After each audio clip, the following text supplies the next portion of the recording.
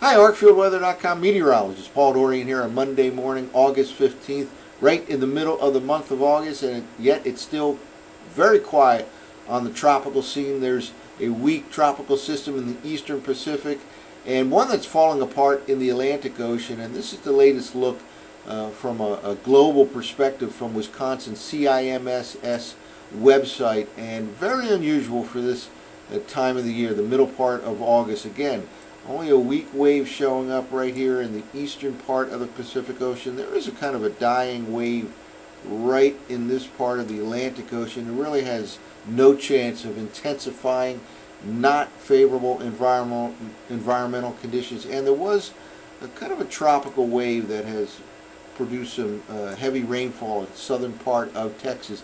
It too does not have any chance of intensifying into a named storm. So far, so good on the tropical scene. We'll take a look at a moment at the accumulated cyclone energy, which indeed confirms that we are below normal, not only in the Atlantic Basin, but throughout the northern hemisphere as well at this particular stage of the tropical season. Well, in fact, here is the accumulated cyclone energy, and again, I mentioned on prior videos that I think the ACE index is the best way to measure overall tropical activity because it takes not only the magnitude into account, but the duration of a storm. We have had many short-lived storms in recent years. They really don't do all that much in terms of the ACE index. The stronger a storm and the longer it lasts, that adds to the accumulated cyclone energy. Again, the best way to measure overall tropical activity, as opposed to, for example, the number of named storms. Well, first of all, here, the North Atlantic region, below normal. What you see in the parentheses represents the normal for this stage of the tropical season, right up to the middle part of August. Now, indeed, there certainly can be a ramp-up of activity now, and in fact, most of the activity in the Atlantic Basin forms later in August, September, and October. Northeast, or the eastern part of the Pacific Ocean, is really the only area in the northern hemisphere that's above normal. See here, very much below normal in the western part of the Pacific Ocean right here. So overall, in the northern hemisphere, we are running certainly at below normal levels at the time of reaching the middle part of August.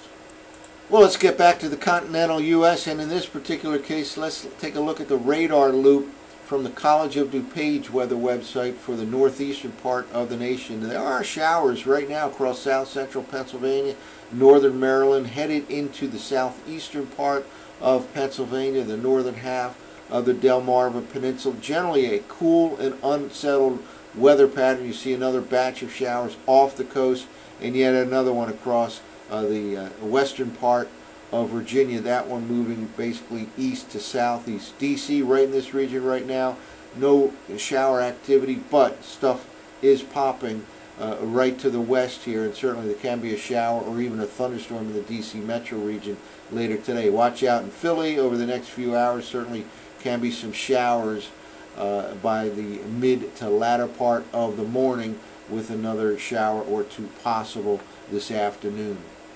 Well, let's take a look at last night's 0Z run of the operational version of the GFS. Very comfortable temperatures in not only the mid-Atlantic region, the northeast U.S.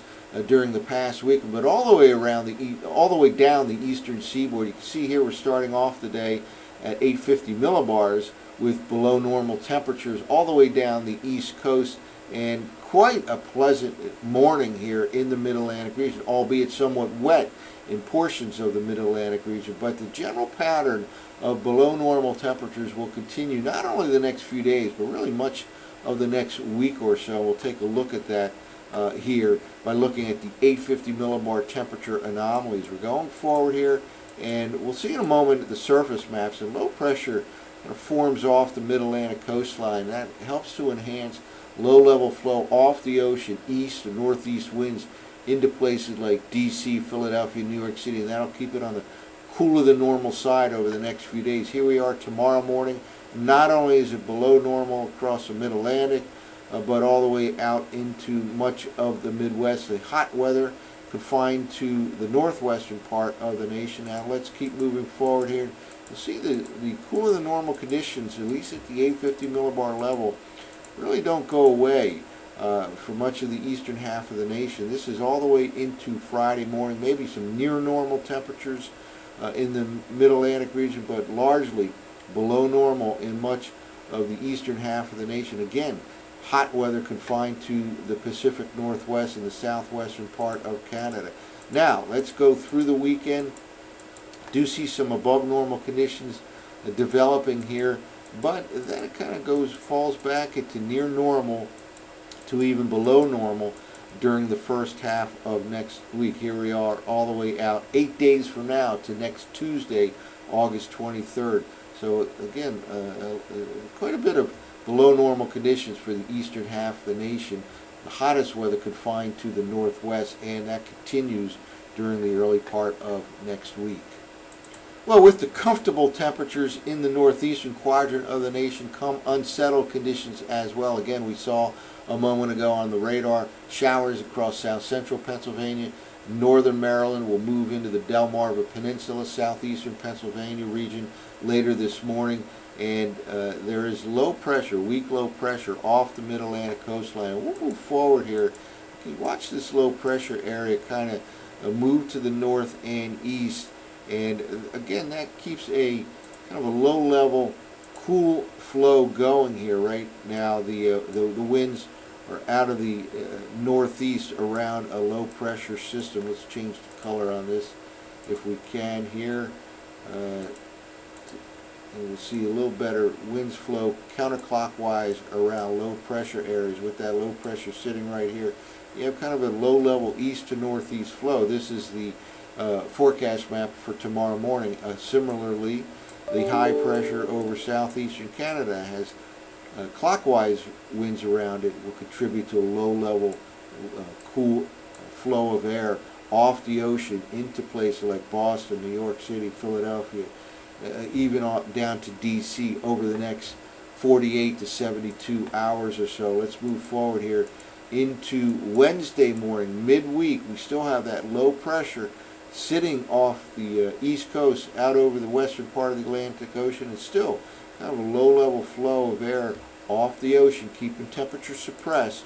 Then we move forward here, stays unsettled through the middle part of the week. Then it gets a little bit drier later in the week, Thursday into Friday.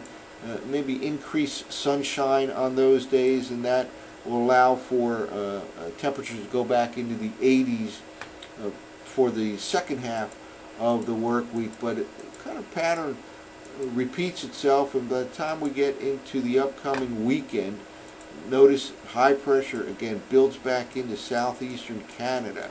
Here, this is the Sunday morning forecast map, and that too will keep things kind of on the cool side here in the northeastern part of the nation, with a low level flow out of the east or northeast later in the upcoming weekend as well. So certainly comfortable temperature pattern. Looks like it'll continue for the most part in the northeastern part of the nation, certainly through the next few days, and then after a couple of days of warmer conditions, it may reassert itself later on in the upcoming weekend. As far as the tropical scene is concerned, right now, quite quiet, not only in the Atlantic Basin, but in the Pacific Ocean region as well. That's it for now. For ArcfieldWeather.com, I'm meteorologist Paul Dorian.